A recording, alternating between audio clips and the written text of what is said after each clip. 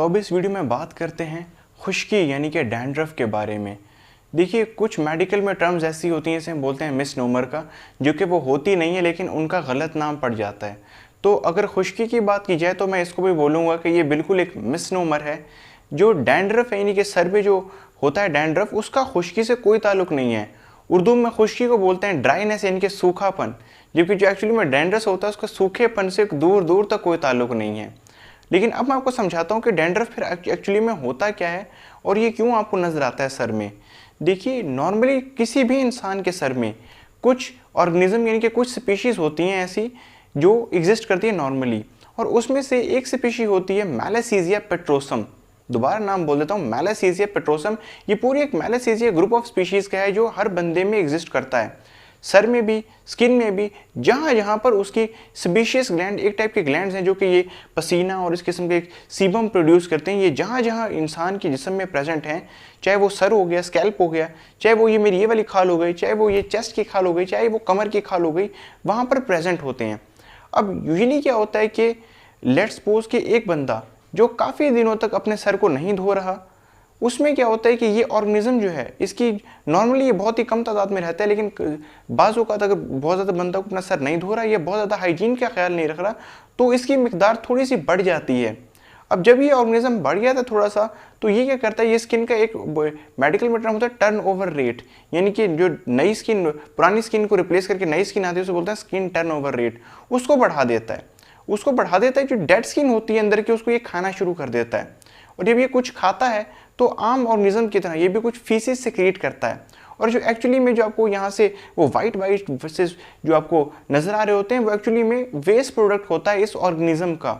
और बेसिकली क्या होता है कि जहाँ पर ये ऑर्गेनिज्म अगर एक जगह ग्रो कर ले तो उस इन्वायरमेंट को ये एसिडिक कर देता है, और उससे क्या होता है कि आपको सर में बहुत ज़्यादा खारिश सी होती है। ये सिम्टम होता है कि खुश्की में डेवलप होना शुरू हो गई है। नॉर्मली लोगों को जो मोस्टली कंडीशन होती है ये शुरू होती है सर से, लेकिन अगर आप ध्यान नहीं देंगे तो ये ऑर्गेनिज्म अपनी पकड़ बनाता रहता है जिस्म से, और ये चेस्ट तक जाता है, बाज़ औक़ात फुट तक भी चला जाता है। इतनी डेंजरस सिचुएशन भी होती है इस ऑर्गेनिज्म के साथ। और बहुत ज़्यादा लोग ऐसे वीडियो शायद देख रहे हो तो उनको ये चेस्ट पे भी पहुंचा हुआ ऑर्गेनिज्म। तो अब आगे बात करते हैं कि और ऐसी क्या चीज़ें हैं कि मोस्टली अच्छा इसको कहा जाता है कि खुश्की है, तो खुश्की पे लोग कहते हैं कि इसको जो है वो आप ऑयल लगाएं, तेल लगाएं, ये इसका इलाज है। बिल्कुल ये इसका इलाज नहीं है। जो ऑर्गेनिज्म है उसकी फेवरेट फूड ही यही है कि उसको लिपिड दिए जाएं। जब ऑयल लगाते हैं तो वक्ती तौर पे तो वो जो खुश्क सा एरिया होता है बिल्कुल लगता है साफ हो गया, सफाई हो गई है, लेकिन एक्चुअली में वो ऑर्गेनिज्म को आप मजीद पावरफुल बना रहे हैं। तेल लगाकर अपनी खुश्की को दुगना कर रहे हैं, समझ लें। ऐसा तेल का काम होता है खुश्की वाली जगह पे। तो अब हम बात करते हैं कि यूजुअली इसकी एहतियात क्या है। बेसिकली तो ये एक एहतियात है, हर बंदे के सर में एग्जिस्ट करता है। कुछ फेमिलियल प्री डिस्पोजिशन भी होती है कि ख़ानदानी भी होता है कि अगर बहुत ज़्यादा किसी ख़ानदान में खुश्की है तो उसमें नॉर्मली जो ऑर्गेनिज्म का लेवल थोड़ा सा बढ़ा हुआ होता है, तो आगे औलाद में भी वही लेवल जाता है, उससे थोड़ी सी खुश्की उन्हें रहती है। टोटली नॉर्मल है। इसका आगे मैं कोई इलाज बताऊँगा कैसे करते हैं। तो अभी मैं आपको बात कर रहा था कि ये ऑर्गेनिज्म के सर में है ये खुश्की जो है, तो अब इसका इलाज कैसे कर लीजिए इस पर बात कर लेते हैं। तो एक शैम्पू मिलता है, उसको बोलते हैं, पहले तो मैं किसी प्रिवेंटिव की बात करता हूँ कि प्रिवेंशन की कैसे मुमकिन है।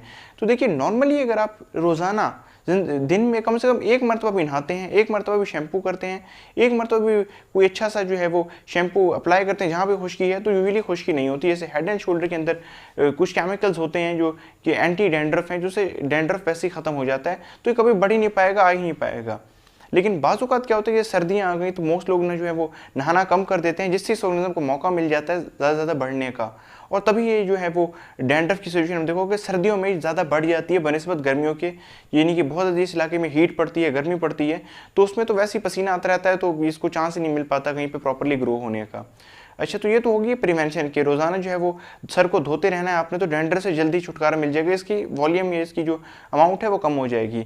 एक बात का ख्याल रखना है कि जिस बंदे में पैटर्न बेल्डनेस होती है, पैटर्न बेल्डनेस क्या है कि लेट्स सपोज के ख़ानदानी गंजापन चलता आ रहा है आपके जो है वो फैमिली हिस्ट्री में, ख़ानदान में, तो वो इंक्रीज़ हो सकता है इससे। यानी कि बाज़ औक़ात बंदे ने जो है वो सर धोया है तो 1.5 से 2 महीने बाद उसके बाल झड़ना शुरू हो गए तेज़ी से, नॉर्मली बाल झड़ेंगे क्योंकि वो बाल आपने सर धोया नहीं तो बाल वहीं पे रहेंगे, झड़ेंगे। लेकिन उस बंदे के तेजी से बाल झड़ते हैं और वो गंजापन की शिकायत उसे हो सकती है, वो फ़ौरन किसी अच्छे से डॉक्टर से के पास जाके अपना मुआयना करवाए अगर आपको ऐसी सिम्टम आती हैं तो।